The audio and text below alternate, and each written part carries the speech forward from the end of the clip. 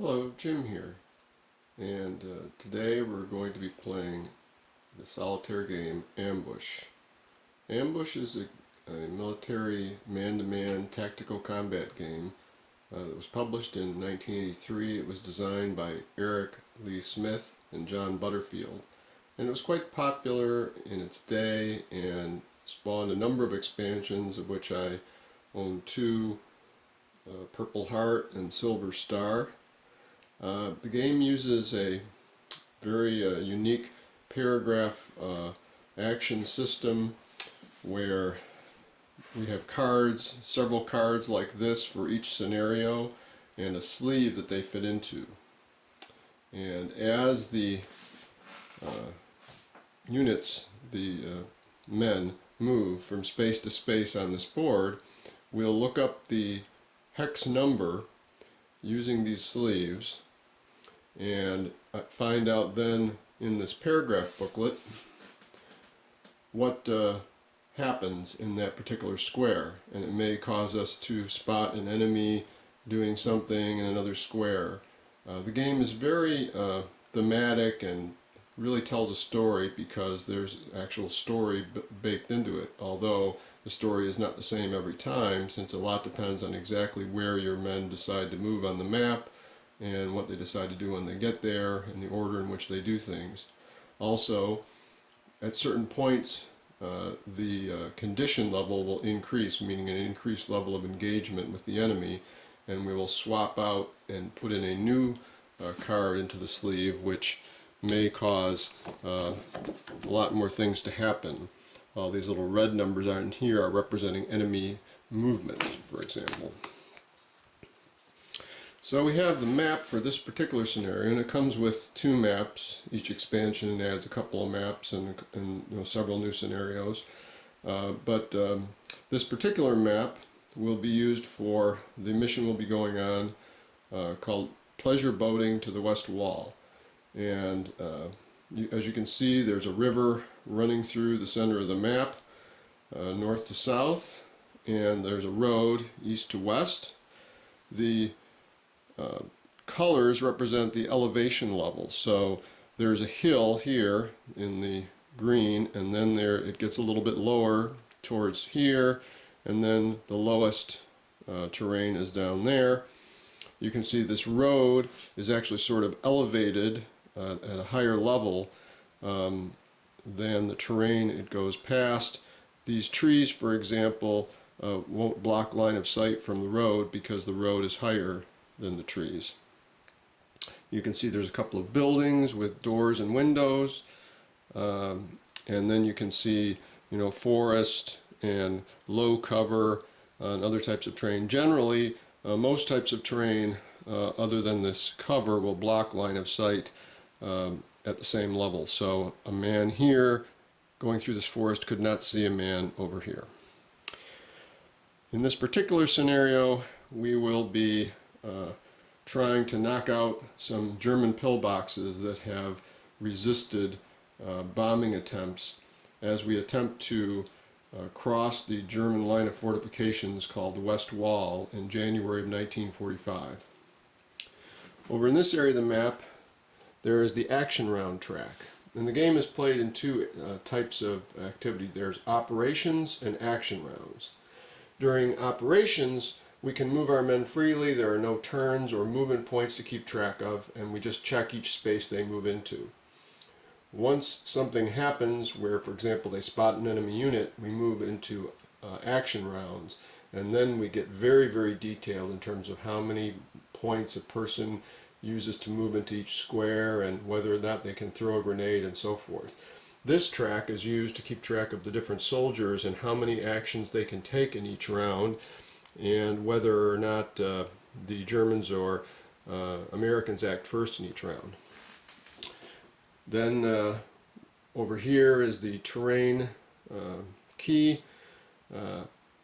These maps are the original Ambush is available pretty much only on BoardGameGeek through a trade with someone or buying from someone who has it listed for sale, or on eBay. It's relatively easy to find on eBay. The expansions are more difficult to find, so you'll have to really put them on a watch list and watch for them to become available, and then be willing to bid a little bit for them. Over here, as I noted, this is a fairly heavy war game in a way. So it's a programmed instruction thing where they take you through some of the rules, and then you play a scenario, and then they take you through some more rules. So and you're able to play a campaign with your men. So I'm playing, this is the 6th mission of the campaign. So my men in between each mission have been able to get a little bit of experience and increase their stats. So I'm fairly attached to most of these guys now. And like I say, we'll be playing mission number 6, which is pleasure boating to the west wall. So we'll talk about that in just a second. Just to show the other components, there is a counter tray filled with different types of counters, and then those are our men right there. And you can see on the reverse side of the men it shows them in a crouched position. And then here we have cards that represent the various Germans we might encounter and help us figure out what kind of equipment they have and what they might do under certain circumstances. And then there are a few cards for a couple of Americans we might encounter. Here's the charts and tables player aid. If I start over here, this describes the weapons that are available and what range they have, what chance they have of hitting somebody, or of penetrating the armor of a tank, for example, if you have a bazooka, and using grenades. And down here we have the close assault table for hand-to-hand combat, the equipment cost chart. So we'll be equipping our men for this mission. I have 38 points, weapon points to spend, so I'm going to be trying to knock out bunkers, so I probably need to take some demolition charges, for example. Over here there's charts for generating your squad when you first create your squad, and that's mostly what these are to go on your campaign or individual mission. And then there's some modifiers for fire combat based on terrain and whether the target is crouched or prone, etc. And over here is a movement point cost chart, which is 1 or 2 movement points for each hex. Generally, each soldier has a movement point allowance of 3 or 4. And something about clearing jam weapons, and something about if you have an accident with a vehicle. So now over here is a chart that's used to keep track of my squad. So my squad members are mostly named for the squad members in another man-to-man tactical combat game called Patrol that I used to play. That of course that's a 2-player game, and it's quite an interesting, complicated game in and of itself. But as you can see, basically the soldiers are A through H, and they've each been given a name. And so for Anderson, for example, he's my squad leader, and he's got an initiative of 5, a perception of 9, a +2 for his weapons skill, driving skill of 8 if he ever had an occasion to drive a vehicle, and a movement point allowance of 4. And then here in these boxes I will mark what weapon he's carrying, or weapons, ammunition he has, and this is points that I earn for experience during the mission. So there's my men.